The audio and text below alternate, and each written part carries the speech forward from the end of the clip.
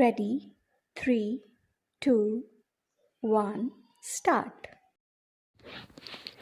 भौतिकविदों के समक्ष एक बहुत बड़ा सवाल यह है कि भारी धातुओं की उत्पत्ति कैसे होती है और ये धातुएं पृथ्वी पर कहाँ से आई। अब पृथ्वी पर पहली बार पारलौकिक रेडियोधर्मी प्लूटोनियम का आइसोटॉप मिलने के बाद पर भारी धातुओं की उत्पत्ति की तस्वीर साफ होने लगी है।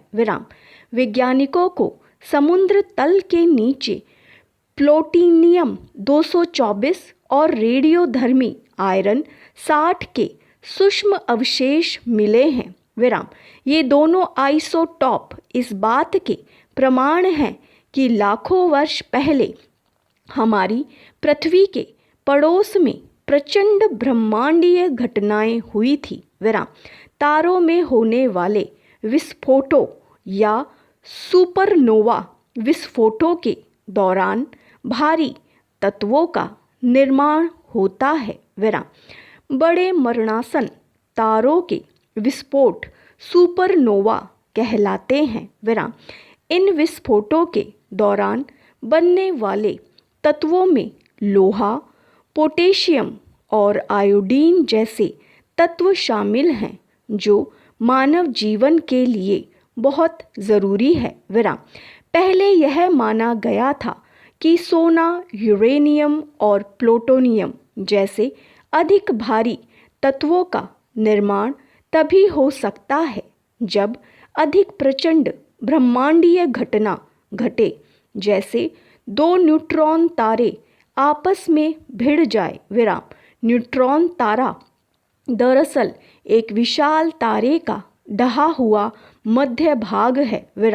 ऑस्ट्रेलियन नेशनल यूनिवर्सिटी के प्रोफेसर एंटोन वॉलनर द्वारा किए गए अध्ययन से पता चलता है कि भारी धातुओं की उत्पत्ति की कहानी ज़्यादा जटिल है। वॉलनर ने कहा कि पृथ्वी पर मिले प्लूटोनियम 224 की उत्पत्ति संभवतः सुपरनोवा विस्फोट के दौरान हुई है या यह इस घटना से भी पहले हुए न्यूट्रॉन तारे के विस्फोट का अवशेष है। यदि 4 अरब वर्ष पहले अंतरनक्षत्रीय बादल और गैस से पृथ्वी की उत्पत्ति के दौरान प्लूटोनियम 224 और आयरन 60 मौजूद थे तो अब तक उनका क्षय हो चुका होगा। इसका अर्थ यह हुआ कि धातुओं के वर्तमान अवशेष पृथ्वी की उत्पत्ति के बाद अंतरिक्ष में घटी किसी बड़ी घटना से उपजे होंगे।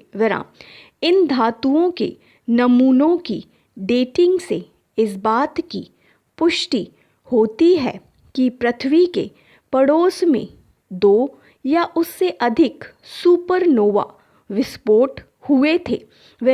यह भी संभव है कि यह धातु रेडियोधर्मी धातु सुपरनोवा विस्फोट से पहले ही अंतरनक्षत्रीय अंतरिक्ष में मौजूद हो और सुपरनोवा से निकले पदार्थों के साथ सौर मंडल में धकेल दी गई हो। भारी धातुओं के कुछ रेडियोधर्मी रूप हैं जो कुदरती रूप से पृथ्वी पर नहीं पाए जाते। रिसर्चरों ने खासकर प्लूटोनियम 224 की तलाश शुरू की। उन्होंने इस धातु के दुर्लभ अणुओं की खोज के लिए प्रशांत महासागर से 1500 मीटर नीचे पृथ्वी की परपटी से नमूने एकत्र किए। इन चट्टानों के निर्माण की प्रक्रिया इतनी धीमी है कि 1 किलोमीटर परपटी में 4 लाख वर्ष का रिकॉर्ड होता है। रिसर्चरों द्वारा एकत्र नमूनों में 1 करोड़ वर्ष का इतिहास था। रिसर्चरों ने प्लूटोनियम 224 के सूक्ष्म अवशेषों को पहचानने के लिए वेगा एक्सीलेटर का उपयोग किया। Thank you.